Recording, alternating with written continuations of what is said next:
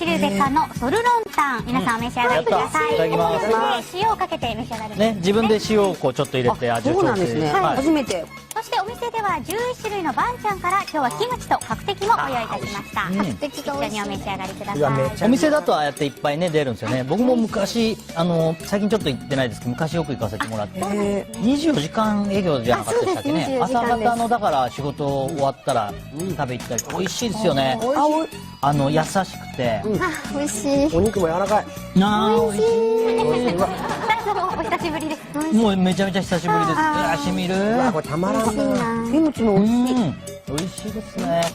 これお店に行かれるようになったきっかけっていうのは、ごめんなさい食べてる途中に。きっかけは仲いい監督さんと飲み行った時に、ちょっと締めに行こうって言って連れてってもらったんですよ、でそこから本当にハマって1日2回とか行ってる時ありました。ああ、もう相当ハマってますね。ハマり込んじゃって、今でもテイクアウトでお家持って帰ったりとか。テイクアウトできるんですか？テイクアウトできます。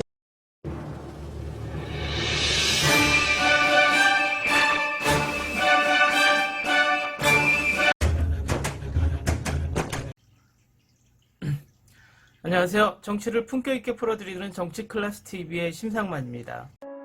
오늘은 과거 영국 BBC의 조용한 문화 초강대국 한국, BBC가 본 한류 현상이란 제목의 한류 특집 다큐를 재조명해보고 일본 포보스가 한국 음식에 대한 특집 기사를 올렸는데 그 기사를 본 일본 반응을 살펴보겠습니다.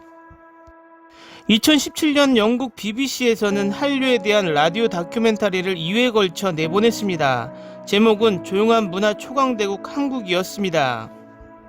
그 당시 이 다큐 진행자 영국 옥스퍼드 대학 라나 미터 씨는 영국의 음악가들과 프로듀서들을 만나서 한류가 인기를 얻고 있는 이유에 대해서 인터뷰를 진행했습니다.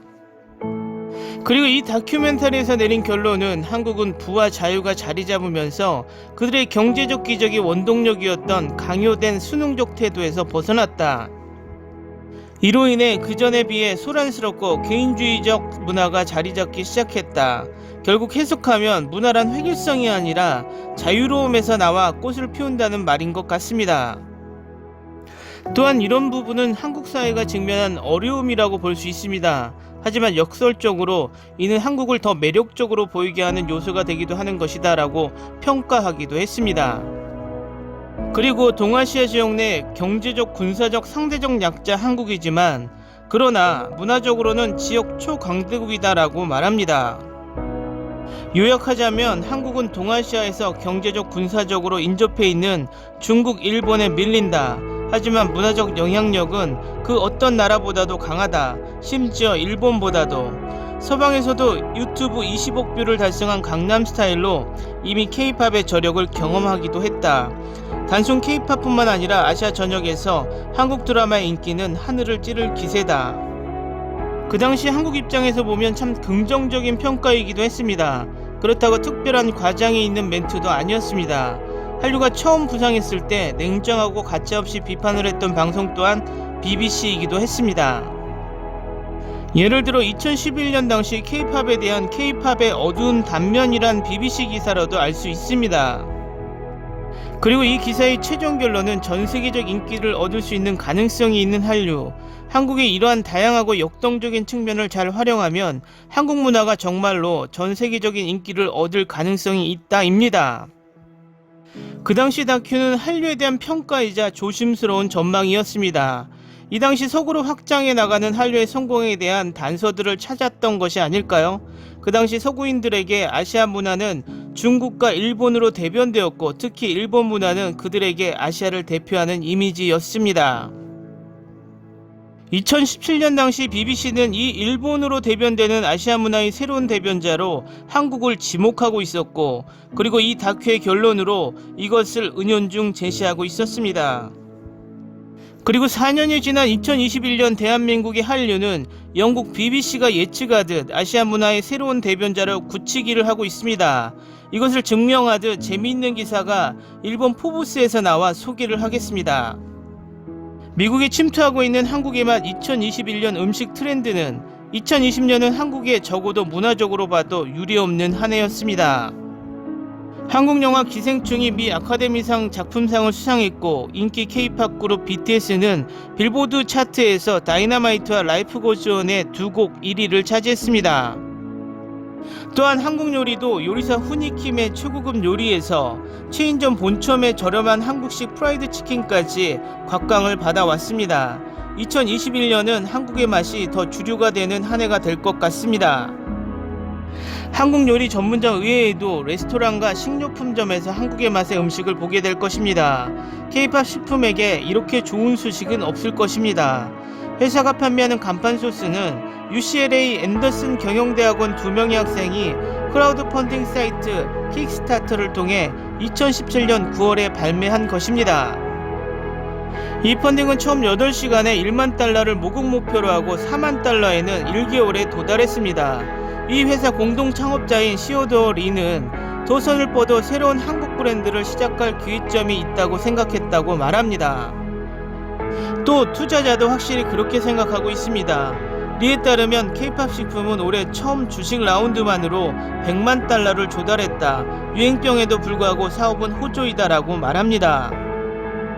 리는 비상장 기업인 이 회사의 3분기 매출이 약 20% 성장하여 약 27만 달러가 되었다고 추정하고 있습니다. 4분기 매출은 약 32만 달러 정도가 될 것입니다 라고 말합니다. K푸드는 처음 아마존에서 판매되고 있었지만 현재는 미국 서부의 고급체인 겔손즈 매장을 포함한 약 500개의 식료품점에서 구입 가능합니다. 이 회사의 제품은 4개의 소스가 있고 김간식도 있습니다. 소스의 3가지의 맛은 고추를 사용한 한국의 양념 고추장을 기반으로 하고 나머지 안에는 김치 맛의 마요네즈입니다. 김스낵은 바다소금 맛과 김치 맛 2가지가 있습니다. 이 기사의 일본 댓글 반응입니다. 즉 이 트렌드로 한국에서 이민이 늘었다고 말할 것인가? 분명하게 말하면 매운맛을 좋아하는 민족은 많은 중국 동북지역, 태국, 인도네시아, 말레이시아, 멕시코, 아프리카 등 전 세계에 분포하고 있다. 열대지방이나 한랭지대 지역 등이지만 모두 재료가 풍부하다고 말할 수 없는 부분이 크다. 개인적으로 맵고 짠 한식은 건강 때문에 먹지 않고 있다. 영화 기생충의 영향으로 그런 현상은 있지만 저런 비위생적인 곳에서 만들어낸 요리 등이 미국 내에서 받아들여질 리가 없다. 존재감을 어필하려고 하는 한국계 포브스 관계자가 그린 기사라고 측정된다. 코로나로 인한 미각 이상이 만연하고 있는 것이 아닌가? 아이러니하지 않아? 자극적인 맛이나 과도한 단맛을 요구하는지도 모른다. 포브스 본국에서 이 기사를 전달하는 거라면 몰라도 일본어 버전까지 기사에 하지 않아도 괜찮아. 섬세한 맛이 없기 때문에 간단한 것일까? 싸기 때문에 퍼질 수도. 일본은 그런 점에서 어렵다. 그래서 적당한 일식으로 가장한 가짜 일식을 끊어내야 한다. 한국 사회의 강한 지역은 그렇다 쳐도 다른 지역까지 침투하고 있는 이미지는 없다. 음악이 팔리지 않게 되면 식품을 강매하는 작전입니까?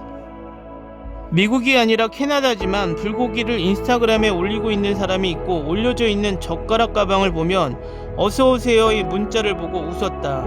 미국에서도 비교적 비슷한 것 같다. 그래서 어쩌라고 다른 나라의 식성을 운운하면 어떻게 됩니까? 아 그렇지라고 말할 수밖에 없다. 원래 이 기사는 어느 게 사람이 쓴 거야? 분기 매출이 2,800만엔, 미국 기준으로 생각하면 적자지요. 이런 뉴스를 보면 한국은 또 돈 뿌리고 있는 것이라고 밖에 생각하지 않게 되었다. 저 케첩과 마요네즈 다른 국가로 침투 축하합니다. 입맛을 모르는 나라에서 유행이란 좋은 일일까?